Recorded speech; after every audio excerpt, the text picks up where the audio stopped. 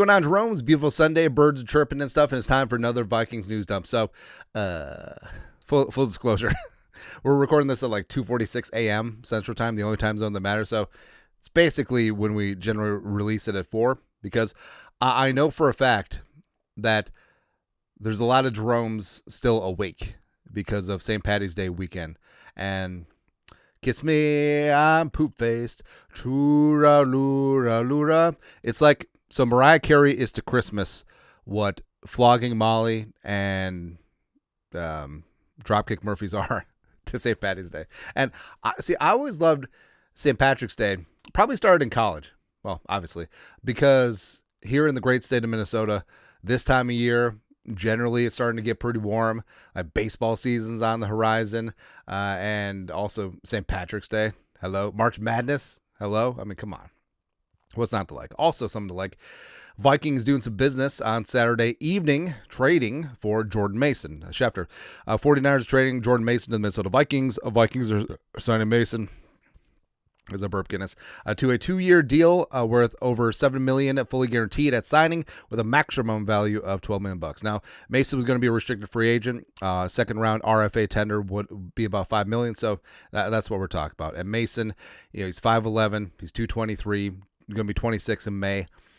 He will punch you in the face. I love it. It's the perfect matchup for Aaron Jones. Like, early down, between the tackles, dirty work, red zone, short yardage. That's Mace.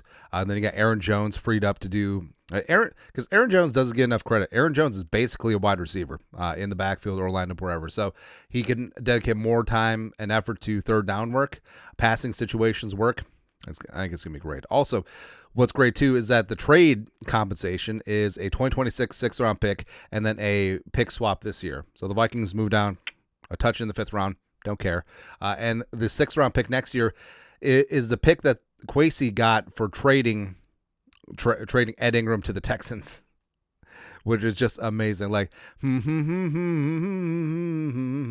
bow down, kiss the ring. Hopefully it's going to be a Super Bowl ring. Hopefully it's going to be 12 rings for 10 fingers in the next decade. It's going to be good. Also, our guy Jordan Reed. So Field Yates points out that the Vikings only have 4 draft picks. Whatever. Doesn't even show up on the screen. Jordan Reed, despite the limited amount of draft capital, Minnesota has done a tremendous job of addressing all of their weaknesses in free agency. Interior O-line, defensive tackle, cornerback, running back. The draft board is completely wide open at number 24 overall. A team that could also trade back for picks. So Vikings have pure flexibility because they don't have any glaring needs right now. Because interior offensive line, doubled down. Ryan Kelly as well as the Fries. Plus, getting rid of Bradbury, got rid of Ed Ingram. That's addition by subtraction. Defensive tackle, Hargrave, as well as Jonathan Allen. Cornerback, re-signed Murph, as well as brought in Isaiah Rodgers. Running back, re-signed Aaron Jones, and now bringing in Jordan Mason. It's really smart, man. Plus, Jordan Mason, this is what's great. So, Mason, when he filled in for Christian McCaffrey last year, whenever Mason was in, teams knew that the 49ers were going to run the ball, right? And also, 49ers were up against it because Debo was sort of whatever. Ayuk was injured too, and it was just a mess. But defenses stacked the box when Mason was in because they know that he that's what he was going to do. Like, he only has 14 career receptions, and they only had him pass block 29 times throughout his entire 3-year career in San Francisco. So this is from SF Data Niners. Sure. Jordan Mason, vastly underrated. He faced the highest rate of stacked boxes in the NFL and ranked 3rd in rushing yards over expectation per attempt behind Saquon Barkley and Derrick Henry. So, top right quadrant. So that seems good. So he's up there. Jordan Mason, Derrick Henry, Saquon, Chuba Hubbard was great last year.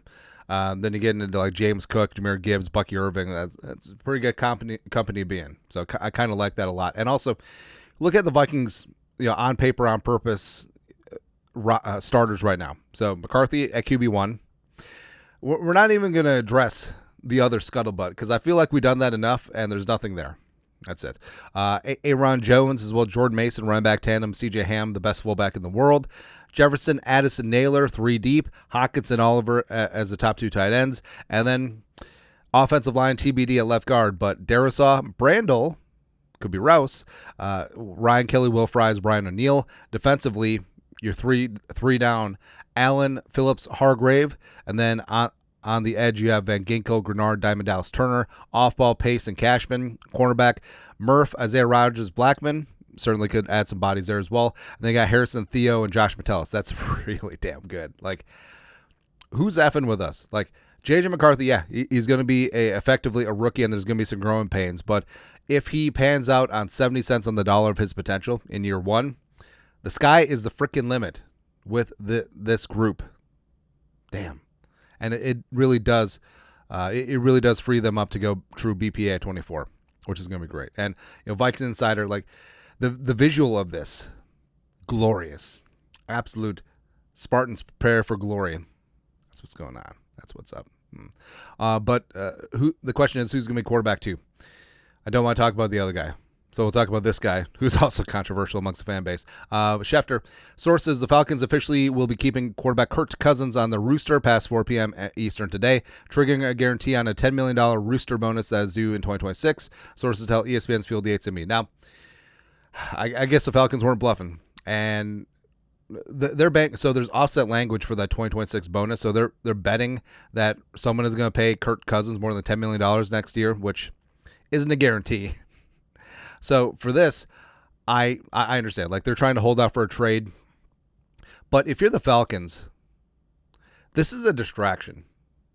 Because Kurt's now $100 million guaranteed deal completely is going to distract all the fans from the rest of the team. Because, yeah, Penix is the guy.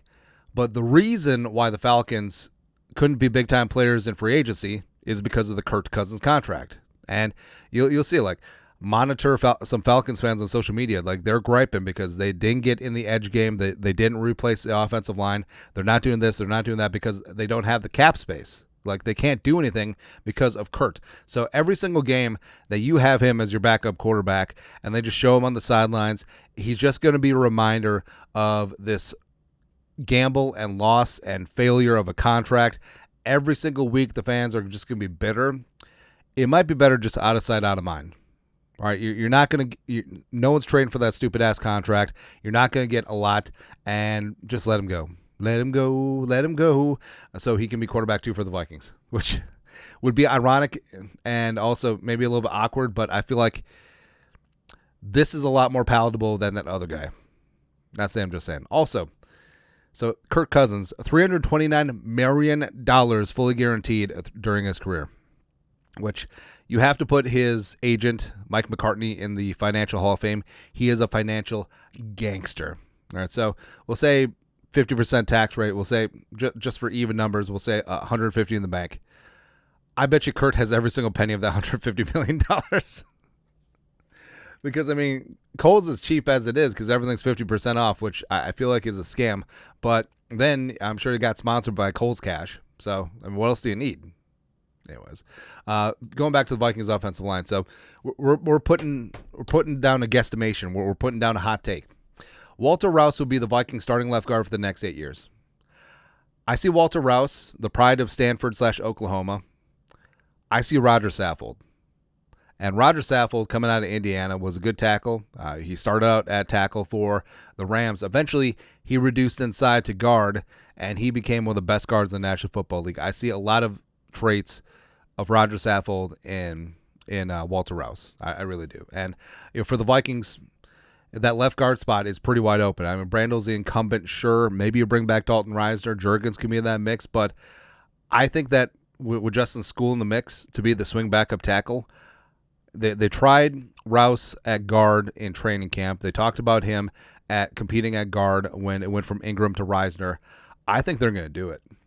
I think that is going to be the plan. I think Walter Rouse, so that left side of the offensive line is just going to be massive. Darrisaw and Walter Rouse, plus chemistry communication is huge for guard and tackle, and Darrisaw and Rouse are BFFs. So I actually think that that communication could be solid, and Rouse has the size, he's got the anchor, he's got a lot of things going. So I'm actually going to do, just putting that out there. Like, I wish we could find odds on this because they'd be pretty decent.